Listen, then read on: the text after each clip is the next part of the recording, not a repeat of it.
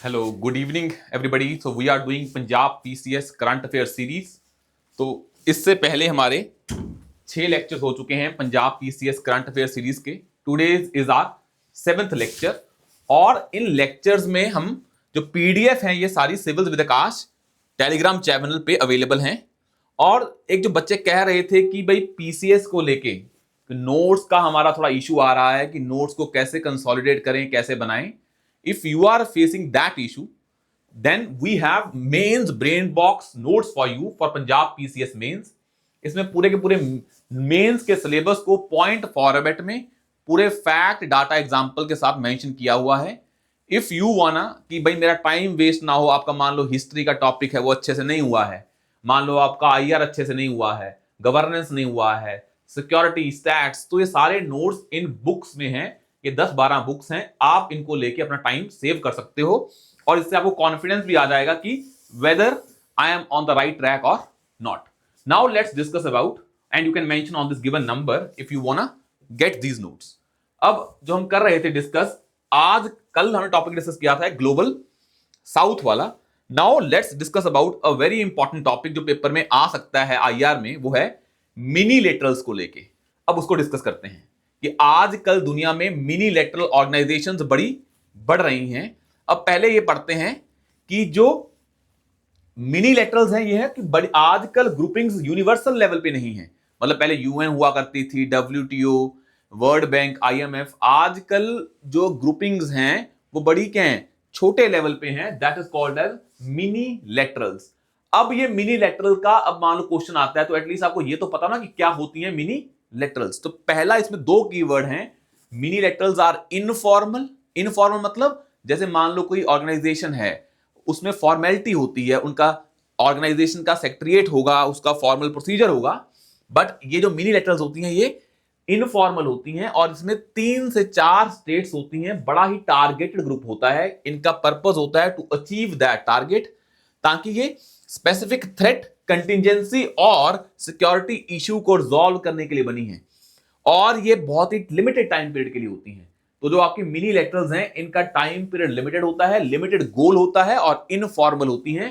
That is the definition. ये आपको introduction में लिखनी पड़ेगी, आप ऐसे नहीं डायरेक्टली स्टार्ट कर सकते कि मिनी लेटरल्स के बारे में। तो पहला क्या है, इश्यू स्पेसिफिक फोकस होता है, इनफॉर्मल स्ट्रक्चर होती है, कोई भी वो नहीं होता कि कैसा आपकी मीटिंग होगी, ब्यूरोक्रेटिक फ्रेमवर्क नहीं होगा, रूल्स रेगुलेशंस बड़े फॉर्मल नहीं होते हैं। इश्यू स्पेसिफिक फोकस होता है। मान लो कोई बॉडी बनी सिक्योरिटी के लिए, कोई बनी मान लो टेक्नोलॉजी के लिए, कोई बनी मान लो एआई के जो रेगुलेशन के लिए। और फ्लेक्सिबिलिटी ये है कि it easily formed and disbanded. इसके कारण ये नहीं है कि एक बार बन गई तो ये लंबी चलेगी। ये इशू स्पेसिफिक है, स्पेसिफिक टाइम पीरियड के लिए होती है। These are the 4 features of mini laterals, ये आपको ध्यान में रखने हैं। अब ऐसे बहुत सारी एग्जांपल्स हैं। एक चीज समझें, जैसे कि क्वाड है, क्वाड्रिलेटरल ग्रुपिंग है, इंडिया, यूएस, ऑस्ट्रेलिया और जापान की, ये भी इसमें आती है। ऐसी एक स्क्वाड भी हम देखेंगे, वो भी इसमें आती है। एक I2U2 है, India, Israel, UAE and USA, ये भी इसमें आती है। वैसी ऑकस भी है, ऑस्ट्रेलिया, यूके एंड यूएस, जिसमें न्यूक्लियर सबमरीन की बात होती है कि ऑस्ट्रेलिया को वो देनी है, उसमें यूके और यूएसए इसकी हेल्प कर रहे हैं। एक है Japan, America and India, it is also a trilateral grouping. तो इन ग्रुपिंग का स्पेसिफिक पर्पस है। These are the examples that you can mention in the answer. अब आते हैं mini lateral versus multilateral organisations. अब जो मिनी लेटरल ऑर्गेनाइजेशंस होती हैं, इनका जो बेसिक पर्पस है वो बाकियों से क्यों अलग है, क्योंकि बाकी जो हैं वो यूनिवर्सल हुआ करती हैं। उनके क्या होते हैं, बहुत सारी स्टेट्स हैं। और आजकल मैंने आपको कल भी बताया था कि ग्लोबल वर्ल्ड ऑर्डर या global order is in flux. तो एज सच सर्टेनिटी नहीं है। अगर चीजें अनसर्टेन हैं तो उस टाइम बहुत सारे नेशंस के बीच में एग्रीमेंट पॉसिबल नहीं है। एंड फॉर दैट रीजन हम ये मिनी लेटरल ऑर्गेनाइजेशन बनाते हैं, जिनका पर्पस है कि जिन नेशंस के बीच में एग्रीमेंट है एटलीस्ट वो तो काम करना स्टार्ट करें। और ये यूएन और डब्ल्यूटीओ आप देख रहे हैं वैसे ही फेल हैं। मतलब यूएन में ये वॉर रोकने के लिए इतनी सक्षम नहीं रही है, जैसे कि रशिया यूक्रेन का वॉर है, इजराइल गाजा का वॉर है। तो इन चीजों को डील करने के लिए बायलैटरल रिलेशंस जो हैं, direct engagement between 2 states allowing for deeper cooperation but limited in scope. तो कहने का मतलब क्या है, जो मल्टीलेटरल इंस्टीट्यूशंस हैं वो वैसे काम नहीं कर रहे हैं। बायलैटरल में लिमिटेशंस होती हैं, बहुत ही लिमिटेड स्कोप होता है। जब यूनिलैटरल बनती है तो स्कोप थोड़ा बढ़ जाता है, पर मल्टीलैटरल से कम होता है। तो आप ये समझ लें बाइलैटरल और मल्टीलैटरल के बीच में कौन सी आती हैं? Minilateral organisations. और from bilateral to minilateral to multilateral, भाई मल्टीलैटरल के अपने फायदे हैं, तब हम इसलिए हम यूएन लेके आए थे। वो तब है जब तुम्हारा ग्लोबल ऑर्डर कोई स्टेबल कंडीशन में हो, तुम्हारा बैलेंस ऑफ पावर जो होती है वो एक एक्सेप्ट कर ली जाए नॉर्म। जब बैलेंस ऑफ पावर ही ट्रांजिशन में है, वर्ल्ड ऑर्डर ही फ्लक्स में है, then multilateral can not be the possibility. तभी हमारी कौन सी आती है? मिनीलैटरल ऑर्गेनाइजेशंस आती हैं।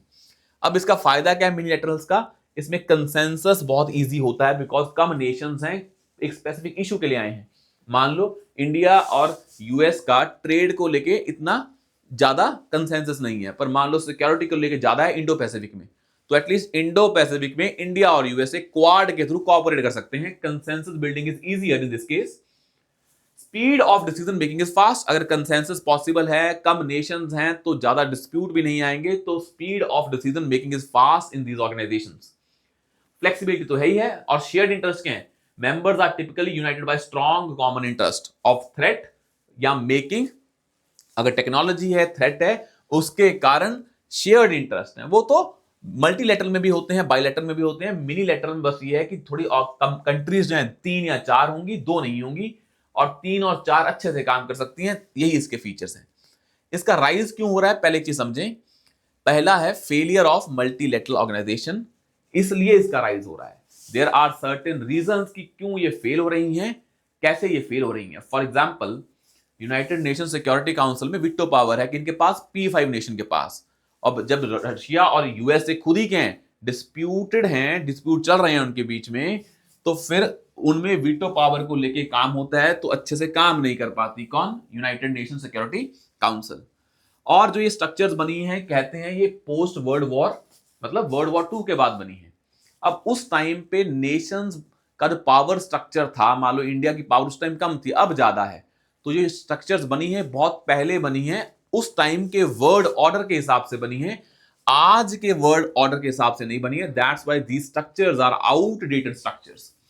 और वैसे इशू आता है, इनमें डिसीजन मेकिंग बड़ी स्लो होती है। आप देखेंगे चाहे यूएन हो चाहे डब्ल्यूटीओ हो, और जो W2 है, मान लो वो कंसेंसस के प्रिंसिपल पे चलता है। जब तक सारे नेशंस एग्री नहीं करते तब तक डिसीजन नहीं माना जाता है। और ये पॉसिबल नहीं है when there is trade war going on कि सारे नेशंस किसी चीज पे एग्री हो जाएं। तभी उन ऑर्गेनाइजेशंस की WTO की इनइफेक्टिवनेस इन एड्रेसिंग कंटेम्परेरी चैलेंजेस, और जैसे कि साउथ चाइना सी में चाइना की असर्टिवनेस बढ़ रही है, उसमें इंटरनेशनल कोर्ट ऑफ जस्टिस ने जजमेंट भी दी, पर उसको एक्सेप्ट नहीं किया गया। तो इससे लगता है कि आजकल इन ऑर्गेनाइजेशंस की इफेक्टिवनेस कम हो गई है। और एक आती है ग्रेट पावर राइवलरी। अब ग्रेट पावर राइवलरी का मतलब क्या है? वही जो यूएसए और चाइना के बीच में लड़ाई हो रही है, उसके कारण इन लड़ाई का इंपैक्ट पड़ता है बाकी ऑर्गेनाइजेशन पे जो मल्टीलेटरल है। यूएसए और चाइना का डिस्प्यूट का इंपैक्ट पड़ता है यूनाइटेड नेशंस की वर्किंग पे, डब्ल्यूटीओ की वर्किंग पे। फॉर एग्जाम्पल, वर्ल्ड बैंक और आईएमएफ को माना जाता है these are western led institutions, और इसका जो ऑल्टरनेटिव क्रिएट किया जा रहा है वो चाइना करता है। जैसे कि एक ब्रिक्स बैंक है, national new development bank, NDB. एक हमारा बैंक है एशियन डेवलपमेंट बैंक, ये है Asian infrastructure and investment bank. ये ऑल्टरनेटिव्स है जो चाइना क्रिएट कर रहा है। It means China is a major player in coming, जो ये इंटरनेशनल नहीं, ये रीजनल जो आ रहे हैं बैंक्स, और इनके कारण आपका फिर वर्किंग ऑफ वर्ल्ड बैंक और आईएमएफ पे इंपैक्ट पड़ता है। This is great power rivalry hindering the consensus. अब आता है specific failures in global governance. अब जब आप देखें, पैंडेमिक आया कोविड, तो डब्ल्यूएचओ काम नहीं कर पाया। कहा जाता है कि चाइना के कंट्रोल में था डब्ल्यूएचओ, उसकी इनएफिशिएंसी के कारण ग्लोबल गवर्नेंस पे क्वेश्चन मार्क क्रिएट किए जाते हैं। क्लाइमेट नेगोशिएशन में ग्लोबल नॉर्थ और साउथ के बीच में, डेवलप्ड और डेवलपिंग के बीच में बड़ा इशू है, तो उसके कारण भी ये इशू आते रहते हैं कि यूएस कहते हैं नहीं, मैं पेरिस क्लाइमेट डील से बाहर हूं। तो ये बात गलत हो जाती है, फिर हमारी UNFCCC भी वर्क नहीं कर पाती, हमारा ये काम नहीं चल पाता है। ट्रेड को लेके बड़े डिस्प्यूट्स हैं, आपको पता है। दूसरा, जो टिरनी ऑफ मेजॉरिटी है, developed nations often resist the demands of developing countries, creating stalemates. जैसे एक होता है कॉमन बट डिफरेंशिएटेड रिस्पॉन्सिबिलिटीज, उसमें जो डेवलप्ड नेशंस हैं उनकी वॉइस ज्यादा सुनी जाती है रेदर देन डेवलपिंग नेशंस की। और इसके कारण टिरनी ऑफ मेजॉरिटी है। It can be seen in CBDR, common but differentiate responsibilities. अब इसके अलावा जो और रीजन है वो इधर लिखे हैं, these are also very important, कि जो एडवांटेजेस हैं यूनिलैटरलिज्म की वो पहले सारे बता दिए हैं मैंने। ऊपर जो उसके फीचर हैं वही क्या है इसके एडवांटेज है। बस आपको एक चीज ध्यान में रखनी है, आपको एग्जांपल नहीं भूलने हैं। जैसे एक एग्जांपल क्या है, इंडिया, जापान, ऑस्ट्रेलिया का supply chain resilience initiative, cyber security corporation, ये इशू बेस्ड क्या है कॉर्पोरेशन है। तो आप जब बताएंगे कि मिलीलैटरलिज्म का एक फीचर है इशू बेस्ड कॉर्पोरेशन, तो एग्जांपल दे के बताएंगे। वैसे ही effective amid the globalisation and protectionism, कल बताया था ना कि वर्ल्ड ऑर्डर में क्या हो रहा है, डी ग्लोबलाइजेशन हो रहा है और प्रोटेक्शनिज्म बढ़ रहा है। और ये जो चीजें हो रही हैं इसको बाईपास करने का एक तरीका है कि मिनी लैटरल ग्रुपिंग्स ये काम कर सकती हैं। Mini lateral groupings can bypass the broader geopolitical tensions. मान लो आपका एक ग्लोबलाइजेशन का थोड़ा पतन हो रहा है, मतलब वो पीछे जा रहा है, तो उस टाइम पे कुछ नेशंस आपस में एग्रीमेंट करके कुछ फ्री ट्रेड एग्रीमेंट जैसी चीज कर सकते हैं, ताकि ग्लोबलाइजेशन का जो डी ग्लोबलाइजेशन हो रहा है उसके कारण ट्रेड पे इंपैक्ट ना पड़े, मिनी लैटरल ऑर्गेनाइजेशंस ये काम कर पाए। वैसे ही एडिशनल ड्राइवर्स फॉर मिलिटरिज्म, पहला है rise of new security threat. जैसे जैसे सिक्योरिटी थ्रेट बढ़ रहे हैं, फॉर एग्जांपल एक रहता है ट्रांसनेशनल टेररिज्म, एक होता है हाइब्रिड वॉरफेयर, और इन टर्म्स को यूज करना पड़ेगा पेपर में। When you mention this hybrid warfare on transnational terrorism, यहां पे यूएन डील नहीं कर पाएगा। यहां पे काम करने के लिए नेशंस जो उस रीजन में रह रहे हैं, जो इससे इंपैक्टेड हैं, वो यहां पे आएंगे। जियोपॉलिटिकल शिफ्ट हो रहा है, वो वर्ल्ड ऑर्डर की कहानी है। और need for like minded partnerships, जब हमने देखा ना कि चाइना में जब कोविड का जो सारा कुछ हुआ, तो हमें पता लगा कि हम पूरा नेशन चाइना पे डिपेंड है फॉर सप्लाई चेन। तो हमने चाइना प्लस वन स्ट्रेटजी लेके आए। तो हमने ट्राई किया नेशंस ने कि चाइना पे डिपेंड नहीं रहना है, जो सप्लाई चेन है वो प्लस वन होनी चाहिए, ताकि अगर कुछ ऐसी कंडीशन आती है तो चाइना अपनी जो भी इस पावर का कि सप्लाई चेन उस पर डिपेंडेंट है उसका मिसयूज ना करे। तो नेशंस जो लाइक माइंडेड हैं इन डिफरेंट अरेनास, चाहे वो सिक्योरिटी चाहे टेक्नोलॉजी, उसमें वो कॉपरेशन करेंगे, चाहे वो हमारे क्रिटिकल मिनरल्स हैं उसमें भी ये काम कर रहे हैं। अब एक चीज आती है बड़ी इंपॉर्टेंट जो करनी पड़ेगी कि इंडिया के लिए क्या बेनिफिट है फॉर मिनीलैटरलिज्म। आप जो भी टॉपिक पढ़ेंगे उसका इंपैक्ट ऑन इंडिया आपको पढ़ना ही पड़ेगा, क्योंकि जो भी क्वेश्चन आएगा इन जनरल और एंड में जाते जाते बोल देंगे बताएं इसका इंपैक्ट ऑन इंडिया। तो पहली चीज है, जब तुम मिनीलैटरल करेंगे, जैसे इंडिया ने क्या किया, क्वाड में है इंडिया, इंडिया जै में है, इंडिया ब्रिक्स में है, एससीओ में है, तो इससे इंडिया का जो आइडिया रहता है कौन सा, स्ट्रेटेजिक ऑटोनॉमी का या मल्टी अलाइनमेंट का। इसका मतलब होता है कि इंडिया जो भी डिसीजन ले वो किसी से इंपैक्टेड ना हो। वो तभी पॉसिबल हो पाएगा when India is doing this thing bye involving itself with multiple kind of countries.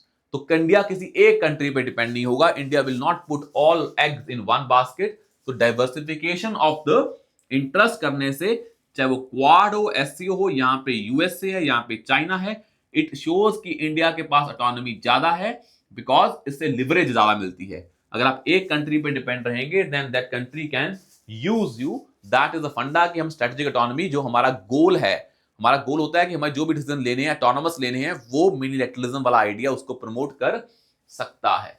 उसके बाद it maintains independent foreign policy. और दूसरा जो ब्लॉक पॉलिटिक्स होती है कि भाई मैं इस ब्लॉक का हूं तो उस ब्लॉक का, और कोल्ड वॉर जैसी कंडीशन बनती है उससे बचा जा सकता है। ये तो इंडिया के लिए बेनिफिट है। और इंडिया ने जो फॉरेन पॉलिसी है वो मिनीलैटरलिज्म को बहुत सपोर्ट करती है, बिकॉज इंडिया बिलीव्स कि आपको कोई फ्रेंड और अलाई नहीं बन, किसी का अलाई नहीं बनना है। फ्रेंड ना कोई फ्रेंड होता है ना कोई एनिमी होता है, आपके इंटरेस्ट सुप्रीम है। इंटरेस्ट के बेस पे अलाइनमेंट बनाएं। कुछ इंटरेस्ट आपका एक्स कंट्री के साथ होगा, कुछ आपका वाई कंट्री के साथ होगा। अगला आता है इनहांस रीजनल इन्फ्लुएंस। अब आजकल world order is shifting in towards Indo Pacific. World order is shifting towards Indo Pacific. इसका मतलब है अब इंडो पैसिफिक इंपॉर्टेंट होता जा रहा है, और उसमें जो मेन प्लेयर है वो कौन है, चाइना एंड इंडिया। तो इंडिया को रहता है कि जब वर्ल्ड ऑर्डर इंडो पैसिफिक में आ रहा है तो India can play a very important role at a leadership role. तभी इंडिया का लीडरशिप रोल यहां पे दिख सकता है थ्रू दोज मिनी लेटरल्स जो क्वाड में दिख रहा है। Neighbourhood first policy is important. अब जब तुम्हारा मिनीलैटरल बनेंगे तो इंडिया अपने नेबरहुड पे फोकस कर सकता है through making regional cooperation. For example एक है बिम्स्टेक, एक है आपकी सार्क, इन चीजों पे और फोकस कर सकता है। और एक इंडिया की पॉलिसी होती है एक्ट ईस्ट पॉलिसी, पहले थी लुक ईस्ट, फिर थी एक्ट ईस्ट पॉलिसी। उसके कारण वो south east Asia, ASEAN country के साथ अच्छे रिलेशन बना सकता है बिकॉज ऑफ द मिनीलैटरलिज्म। इससे रीजनल इंफ्लुएंस बढ़ सकता है। दूसरा, इंडिया को रहता है कि भाई जब इंडिया आजकल जो वॉर है वो ट्रेड वॉर से ज्यादा टेक्नोलॉजिकल वॉर हो रहा है, इंडिया को रहता है कि टेक्नोलॉजी एंड इकोनॉमिक कॉपरेशन बढ़ानी है, तभी इन मिनीलैटरल्स के थ्रू हम चाइना से रेजिलियंस भी पैदा कर रहे हैं by participating in supply chain resilience initiative that involves India, Australia and Japan. इससे हमारी सप्लाई चेन रेजिलियंट हो जाएगी, क्रिटिकल मिनरल को लेके, सेमीकंडक्टर्स को लेके और आने वाली टेक्नोलॉजी को लेके। और जब तुम ऐसा करेंगे, मिनीलैटरल बनेंगे, जैसे कि है I2U2, India, Israel, UAE and USA, जब तुम इस मिनीलैटरल का पार्ट बनोगे then it will help you to what, कि आप इन कंट्री से, यूएई से पैसा ले सकते हैं, it will attract foreign investment, technology आएगी यूएसए से, वैसी जो हमारे रिसर्च आएगी वो आएगी इजराइल से। तो आप इन कंट्रीज का जो भी क्या है की डोमेन है उससे हेल्प ले सकते हैं। इससे आपकी टेक्नोलॉजिकल डेवलपमेंट होगी, इससे आपके रिसर्च इनिशिएटिव्स होंगे और इससे आपको फंडिंग और फॉरेन इन्वेस्टमेंट भी मिलेगी। और वैसी सेम है क्रिटिकल टेक्नोलॉजी पार्टनर्स, ये आप जैसे chip for alliance discussion, AI and quantum computing. इसमें क्या हो रहा है, आप सेमीकंडक्टर के जो भी मान लो साउथ कोरिया है सेमीकंडक्टर में प्लेयर है, तो आप उनके साथ मिनीलैटरल बनाएं और उनसे क्या करें, अच्छे रिलेशन बनाएं। ऐसी आती है कि जब तुम मिनीलैटरल बनाओगे तो तुम क्या बन जाओगे, voice of global south. India में एक चीज इंपॉर्टेंट है, एक है organisation IBSA, India, Brazil and South Africa. IBSA मतलब इंडिया और साउथ के बीच में, ग्लोबल साउथ के बीच में अच्छे रिलेशन। ये तभी बनेंगे जब इंडिया मिनीलैटरल्स पे और फोकस करेगा। और इट हेल्प्स इन, जब इंडिया मिनीलैटरल फोकस करेगा तो India is a south western power, हमने कल भी डिस्कस किया था। तो मिनीलैटरल में साउथ वाली कंट्रीज भी आ सकती हैं और जो हमारी डेवलप्ड कंट्री है नॉर्थ वाली भी आ सकती हैं, वेस्ट भी आ सकता है। तो साउथ वेस्ट नेशंस को एक ग्रुपिंग में लेके हम प्रमोट कर सकते हैं इन चीजों को। आया समझ में? These are the benefits of minilaterals for India. But एक चीज समझें, अगर मिनीलैटरल के इतने ही बेनिफिट हैं तो पहले हम स्टार्टिंग में क्यों नहीं लेके आए? मिनीलैटरल के बेनिफिट्स तो हैं, पर एक समझें, इससे ग्लोबल ऑर्डर क्या है, फ्रैक्चर्ड हो जाता है। इससे चांसेस रहते हैं कि वॉर लाइक या इनसिक्योरिटी या मिसट्रस्ट बढ़ जाता है। तभी क्वेश्चन आता है चैलेंजेस ऑफ मिनीलैटरलिज्म। तो नेक्स्ट क्वेश्चन आता है चैलेंजेस ऑफ मिनीलैटरलिज्म। अब इसको समझने के लिए बस 4 पॉइंट समझे जो इंपॉर्टेंट है। पहला है, जब आप मिनीलैटरलिज्म फॉलो करेंगे तो एक क्या होता है, risk of fragmentation and resource strain. Fragmentation word keyword है, इसको समझे कैसे है। इससे प्रोलिफरेशन ऑफ ओवरलैपिंग ग्रुप्स। मान लो एक ग्रुपिंग है जिसमें इंडिया है, कुछ और कंट्री है, दूसरे में इंडिया है और कुछ और कंट्री हैं। इससे क्या होता है, जब ओवरलैपिंग ज्यादा हो जाती है, कहने का मतलब इंडिया यूएसए क्वाड में है और इंडिया चाइना कहां पे है, ब्रिक्स में है, तो मिसट्रस्ट बढ़ जाएगा ना किसके बीच में। जब इंडिया कहां जाएगा, ब्रिक्स में, तो यूएसए को डर लगेगा, जब क्वाड में जाएगा तो चाइना को डर लगेगा। तो इससे क्या होता है, प्रोलिफरेशन ऑफ ओवरलैपिंग ग्रुप्स, और इससे मिसट्रस्ट बढ़ जाता है और इससे क्या होता है, फ्रेगमेंटेशन और बढ़ जाता है। इससे कोऑर्डिनेशन में चैलेंज आता है। भाई जब तक तुम्हारा कलेक्टिव सिक्योरिटी का आइडिया नहीं है, which is the idea of United Nations, तो यहां पे इंडिविजुअल सिक्योरिटी नहीं है तो मिनीलैटरल की जो ग्रुपिंग्स है उसकी सिक्योरिटी की बात होगी। तो this will create mistrust, because China को होता है जब इंडिया क्वाड में जाता है उसकी कॉन्फ्रेंस में, तो चाइना को लगता है that grouping is basically against the China's interest, तो उससे प्रॉब्लम क्रिएट हो जाती है। अब आता है अंडरमाइनिंग मल्टीलैटरल इंस्टीट्यूशंस। भाई आप जब मिनीलैटरल बना रहे हो तो क्या बोल रहे हो इनडायरेक्टली, कि आप मल्टीलैटरल ऑर्गेनाइजेशंस पे क्वेश्चन मार्क क्रिएट कर रहे हो। यूएन, WTO एंड WHO, उसकी लेजिटिमेसी वैसे ही कम हो रही है, अकाउंटेबिलिटी वैसे ही कम हो रही है, आप और कम कर देते हो। पर ये बॉडीज चाहिए if you want a collective kind of a security. अब आता है long term impact on global governance. Long term impact on global governance, क्योंकि एक बार आपने वर्ल्ड ऑर्डर तोड़ दिया, देन उसको दोबारा मल्टीलैटरलिज्म में लेके जाना थोड़ा मुश्किल काम है। और इसके कारण आपको पता है, जैसे क्वाड को क्या बोलते हैं, एशियन नेटो, तो इससे क्या क्रिएट हो जाती हैं, जियोपॉलिटिकल टेंशंस। आपने ग्रुपिंग बनाई, मिसट्रस्ट बढ़ा, क्या होगी, जियोपॉलिटिकल टेंशंस। और जो मिडिल पावर हैं जैसे इंडिया जैसे हैं या कोई और कंट्री हैं, उन पे प्रेशर ज्यादा बढ़ जाता है, बिकॉज दो middle country will be part of all the groupings. भाई यूएसए को चाइना से को चैलेंज करना है तो इंडिया को यूज किया जाता है, और ऐसे जो मिडिल पावर है इन ये दोनों ग्रुपिंग में होंगे, इन पे ज्यादा इंपैक्ट पड़ता है। और इससे कई बार सबसे बड़ी प्रॉब्लम क्या है, sustainability and effectiveness concerns, because these are dependent on specific interest. तो आप जब भाई स्पेसिफिक इंटरेस्ट पे फोकस कर रहे हैं, जो बड़ी ग्रुपिंग होती है उनका फोकस क्या होता है कि दो कंट्री के बीच में 5 जो एरियाज हैं उसमें कोऑपरेशन पॉसिबल है, 5 में नहीं है।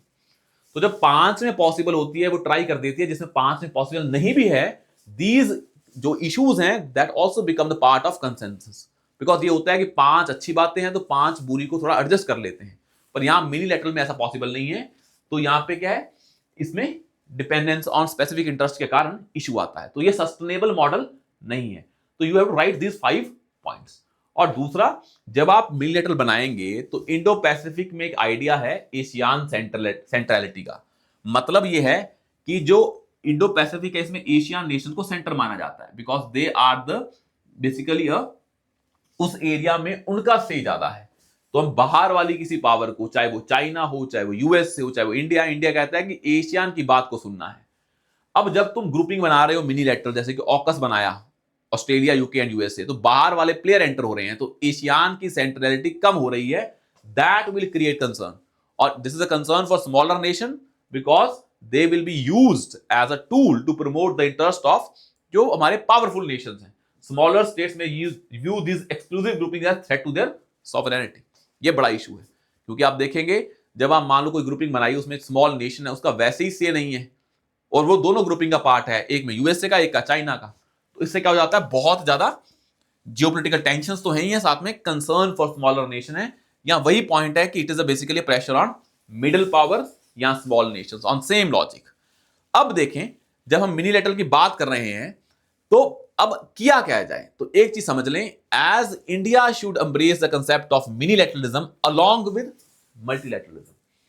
हमें यह मानना है कि एंड गोल हमारा मल्टीलैटरलिज्म ही है, बस मिनीलैटरलिज्म इस जो वर्ड ऑर्डर जो फ्लक्स में है उसको पास करने का जरिया है, वो हमें एंड गोल नहीं बनाना है। In line with the philosophy of वही everyone's benefit is everyone's happiness, ये वर्ड लिख सकते हैं, सर्वजन हित्य सर्वजन सुख्या। Moreover India should keep pushing for reforms at multilateral level, ताकि यूनिवर्सल रूल्स बने, ना कि मिनीलैटरल लेवल पे, क्योंकि वो चीजें क्या है, सस्टेनेबल नहीं है।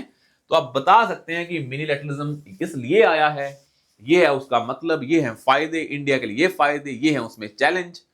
एंड में it can be only for the time being, end goal क्या होना चाहिए, मल्टीलैटरलिज्म। तो ये आज के इसके बेसिस पे आप इनको डिफाइन कर सकते हो, और ये कंक्लूजन में लिख दिया है, इसके बेसिस पे आप बना लें। अब हम कल जो पढ़ रहे थे, ये हो गया हमारा मिनीलैटरलिज्म वाला, कल हमने पढ़ा था ग्लोबल साउथ वाला। अब जब ग्लोबल साउथ पे पढ़ा था तो वो पीडीएफ हमने अपलोड कर दी है, पर एक चीज समझ लें कि ये जो पूरी के पूरे मिनीलैटरल्स हो रहे हैं राइज, एक है इंस्टीट्यूशन, ऐसी बॉडी हो गया स्क्वाड, एक क्वाड है ना, India USA Australia and Japan, वैसे स्क्वाड है। ये भी क्या है, इसमें जो मेन प्लेयर है इसमें फिलीपींस का एंगल है, USA Japan Australia and Philippines, quad का ही एक और रूप है, स्क्वाड बोल देते हैं। तो जब मिनीलैटरल बनेंगे तो ऐसे ऑर्गेनाइजेशन बननी स्टार्ट हो जाएंगी। अब फिलीपींस क्या है, उसके रिलेशन चाइना के साथ अच्छे नहीं है, दैट्स वाई वो किसका पार्ट बन रहा है, यूएसए और जापान और ऑस्ट्रेलिया का। It means this will also create a problem कि भाई कल को क्या होगा, फिर चाइना को लगेगा कि मेरे एनिमी को आपने अपनी तरफ खींच लिया, that will create more distrust और मोर इंस्टेबिलिटी इन द रीजन। इसी के कारण मिनीलैटरल्स क्या न्यूज में है कि अभी स्क्वाड बन रहा है, पहले क्वाड था, ऐसी इश्यूज क्रिएट हो रहे हैं। इससे रीजनल सिक्योरिटी में और ज्यादा इंपैक्ट पड़ता है, इसलिए ये न्यूज में है। अब ग्लोबल साउथ को लेकर हमने कल डिस्कस किया था, हमने इस पीडीएफ में और एग्जांपल्स ऐड कर दी हैं सारी, कल वाली में भी थी, इस वाली में भी है, तो आप इसको भी साथ में क्या करते हैं, ऐड कर लें। कल वाली पीडीएफ से आपको ग्लोबल साउथ पे जो फैक्ट्स हैं और मिल जाएंगे, कल हमने उसको ब्रॉडर वे में अंडरस्टैंड कर लिया था। Now let's discuss about the next topic. किसी को यहां तक कोई डाउट हो तो हम पहले चलते हैं अपने नेक्स्ट टॉपिक पे। किसी को डाउट हो तो बताएं कमेंट सेक्शन में। इसके बाद हम स्टार्ट करेंगे अपना पॉलिटी, मतलब आईआर आगे लगेंगे 1-2 दिन, उसके बाद हम करेंगे पॉलिटी वाला start. Next topic is geopolitical risk to geo economy, geopolitical risk to geopolitical global economy. कहने का मतलब आप एक चीज समझें, एक पॉलिटिक्स और इकोनॉमिक्स को तुम अलग अलग नहीं कर सकते हो। जो इकोनॉमिक्स है वही फंडामेंटल है, geopolitical relations are basically based और फाउंडेड ऑन, उसकी फाउंडेशन क्या है, इकोनॉमी है। अब जब जियोपॉलिटिकल रिस्क आ रहे हैं तो उससे ग्लोबल इकोनॉमी पे इंपैक्ट पड़ रहा है। किस किस सेंस में पड़ रहा है इंपैक्ट, उसको समझते हैं। तो पहले तो ये समझें, according to IMF global financial stability report, geopolitical risk remain elevated. इसके कारण दुनिया पे माइक्रो फाइनेंशियल स्टेबिलिटी पे इंपैक्ट पड़ रहा है, ये आईएमएफ का कहना है। पर हम ये देखते हैं, एक नई टर्म्स आ रही हैं, उसका आइडिया क्या है, friend shoring, near shoring and exploitation of economic dependencies by countries. ये 3 टर्म बड़ी इंपॉर्टेंट है भाई। मान लो आजकल जैसे पहले हमारा जो भी जाती थी कंपनीज, इंडिया के किसी बंदे को पैसा इन्वेस्ट करना है, वो कहां पे करना है, पहले किया जाता जहां मर्जी कर लो, जहां पे इन्वेस्टमेंट क्या है, ज्यादा करने से ज्यादा प्रॉफिट आ रहा है। पर आजकल देखा जाता है कि हम वहां पे इन्वेस्ट करेंगे जो इंडिया के फ्रेंड्स हैं। मतलब आज इंडिया के बंदे को अगर चाइना में इन्वेस्टमेंट करनी हो तो वो नहीं करेगा, सोचेगा, बिकॉज इंडिया और चाइना के रिलेशन अच्छे नहीं है। तो अब ग्लोबल इकोनॉमी माइक्रो फाइनेंशियल, जो माइक्रो इकोनॉमिक पैरामीटर्स पे डिपेंडिंग है, वो पॉलिटिकल फैक्टर्स को कंसीडर करके कर रहे हैं। और फ्रेंड शोरिंग में होता है कि आप जो भी करेंगे, अपना फॉरेन इंटरेक्शन करेंगे, इकोनॉमिक इंटरेक्शन, वो आप फ्रेंड के साथ करेंगे, फ्रेंड शोरिंग। और नियर शोरिंग मतलब आप अपने बॉर्डर्स के आसपास करेंगे, बिकॉज दूर जाना मतलब global order is already in flux, तो आप आसपास ही करें। एक होता है जब इकोनॉमिक रिलेशंस हैं किसी कंट्री के अच्छे। अब पॉलिटिकल स्फीयर में चेंजेस आ रहे हैं, तो डेवलप्ड कंट्रीज अपनी इकोनॉमिक जो लीवरेज है उसको यूज करते हैं, किस सेंस में, ताकि जो जियोपॉलिटिकल इंटरेस्ट को प्रमोट किया जाए। मतलब इकोनॉमिक्स को मींस माना जा रहा है to promote one's geopolitical interest. इसके कारण भी इकोनॉमिक्स पे इंपैक्ट पड़ेगा। अब 2 तरह की रिस्क हैं जियोपॉलिटिकल रिस्क। एक है जैसे कि आपके इंटर स्टेट कॉन्फ्लिक्ट चल रहे हैं, रशिया यूक्रेन। एक है आपका सिविल अनरेस्ट चल रहा है नेशंस में। एक है आपके terrorism, cyber security, trade dispute और डिप्लोमेटिक टेंशंस। ये बहुत बहुत टाइप के, जैसे इंडिया इधर यूएस और चाइना में ट्रेड वॉर चलता रहता है। सिविल अनरेस्ट अफ्रीका में बहुत होता है, नॉर्थ अफ्रीका में। और टेररिज्म आपको पता है, cross border terrorism India face करता है। Cyber warfare is a new way of targeting a nation. मतलब इन चीजों के कारण अब ये जियोपॉलिटिकल रिस्क जो हैं आपके, इसका इंपैक्ट पड़ रहा है जियो इकोनॉमिक्स पे, वही हमें देखना है। पहला क्या है, पहला है रशिया यूक्रेन कॉन्फ्लिक्ट। इसका इंपैक्ट पड़ा कि इंडिया रशिया के साथ ट्रेड करेगा या नहीं करेगा। सैंक्शंस लगाई जाती हैं, तो जब जियोपॉलिटिकल टेंशन होती हैं, सैंक्शंस लगती हैं, उससे किस पे इंपैक्ट पड़ता है, इकोनॉमिक्स पे इंपैक्ट पड़ता है। मिडल ईस्ट में टेंशन होती है, फॉर एग्जाम्पल आपने जो देखा पूरा का पूरा इजराइल और गाजा के बीच में, इजराइल और हमास के बीच में जो भी कन्फ्लिक्ट था, उसको बाद वो स्पिल ओवर हो गया है, पूरा वेस्ट एशिया में हो गया था, ईरान भी इन्वॉल्व हो गया। तो फिर हाउथी रेबल हो गए, हाउथी रेबल ने किस पे अटैक करना स्टार्ट कर दिया, जो शिप्स जा रही थी। इससे भी क्या इंपैक्ट हुआ, इकोनॉमिक इंपैक्ट। जब यूएसए और चाइना के बीच में पॉलिटिकल राइवलरी है कि कौन सुपर पावर बनेगा या नहीं बनेगा, तो चाइना पे सैंक्शन कौन लगाता है, यूएसए लगाता है, ट्रेड सैंक्शन लगेंगी। तो इससे पूरी की पूरी सप्लाई चेन हिल जाती है, बिकॉज जब चाइना किसी सैंक्शन लगेंगे, चाइना से सामान आना मुश्किल हो जाएगा। That impacts the economics also. Red Sea में क्राइसिस आया, उसे देखा हमने कि रेड सी में आया हाउथी लेवल वाला, तो शिप को कहां जाना पड़ा, नीचे से जाना पड़ा रेदर देन सुएज कैनाल। तो कॉस्ट बढ़ गई, इंश्योरेंस कॉस्ट बढ़ गई। तो पूरी की पूरी क्या हुई, आपकी जो आपकी बैलेंस शीट है कंपनीज की, वो हिल गई कि कॉस्ट बढ़ गई, अब कैसे प्रॉफिट कमाएं। उसके बाद आता है ट्रांसमिशन चैनल्स। आईएमएफ ने आइडेंटिफाई की channels through which these risk impact the economy. एक आती है डायरेक्ट ट्रेड डिसरप्शन होती है, कमोडिटी की प्राइस चेंज होती है, फाइनेंशियल मार्केट में टर्बुलेंस आता है, मतलब रिस्क प्रीमियम बढ़ जाते हैं बिकॉज ऑफ इंश्योरेंस। तो ये सारी चीजें आती हैं, फॉरेन डायरेक्ट इन्वेस्टमेंट शिफ्ट हो जाती है, फ्रेंड शोरिंग और नियर शोरिंग। तो ये सारी कहानी है जो आपको समझनी है। अब एक चीज ये समझें यहां पे, एक सेकेंड, अब ये समझें, अब ये जियोपॉलिटिकल रिस्क आज थोड़ा है भाई, कोल्ड वॉर के टाइम पे भी था, उसके बाद जब 2008 का फाइनेंशियल क्राइसिस आया तब भी था, अब आज के क्राइसिस भी हैं, पहले की भी थे। पहले भी हमने देखा है कि कैसे इकोनॉमिक फैक्टर्स ने जियोपॉलिटिकल फैक्टर्स को चेंज किया, या जियोपॉलिटिकल फैक्टर ने इकोनॉमिक फैक्टर्स को चेंज किया। और कभी कहा जाता है ना कि भाई जो हमारा कोल्ड वॉर हो रहा था, उसमें सोवियत यूनियन और यूएसए था, दैट वाज बेसिकली आइडियोलॉजी का वॉर। वो भी उससे भी क्या हुआ, जियोपॉलिटिकल टेंशन किसमें कन्वर्ट होगी, जियो इकोनॉमिक टेंशन में, कि कौन किसे ट्रेड करेगा और कितना करेगा। अब आजकल प्रॉब्लम ये है कि जब से ग्लोबलाइजेशन आई है, उससे कंट्रीज बहुत ज्यादा जुड़ गई हैं, इंटरकनेक्ट हो गई हैं। पहले ऐसा नहीं था। तो अगर आज किसी एरिया में कंफ्लिक्ट होगा तो उसका स्पिल ओवर इफेक्ट पूरी दुनिया पे पड़ेगा।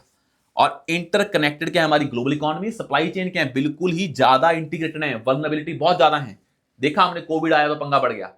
रशिया यूक्रेन पे क्या हुआ, वॉर हुआ तो पूरा का पूरा जो व्हीट राइस का एक्सपोर्ट है वो कम हो गया, तो प्राइसेस बढ़ गए कमोडिटीज के। तभी हमने वो डील साइन की उन्होंने, रशिया यूक्रेन ने, कि भाई हमें व्हीट का तो एक्सपोर्ट करना पड़ेगा ताकि ग्लोबल लेवल पे प्राइसेस, कमोडिटीज के प्राइसेस ना बढ़े। एनर्जी सिक्योरिटी को लेके इशू है सारा का सारा, बिकॉज आजकल जो ऑयल है या जो क्रिटिकल मिनरल्स हैं, सेमीकंडक्टर्स हैं, वो बड़े कुछ ही एरिया में कंसंट्रेटेड हैं। उसमें कुछ हुआ तो पूरी की पूरी सप्लाई चेन क्या हो जाएगी, हिल जाएगी। और आजकल इन्वेस्टमेंट का के लिए अनसर्टिनिटी है कि कहां पे पैसा इन्वेस्ट किया जाए, क्योंकि जहां पे करेंगे और वहां पे कुछ हो गया तो इन्वेस्टर को रिस्क रहता है कि पहले देखें पॉलिटिकल सिचुएशन उस एरिया की क्या है।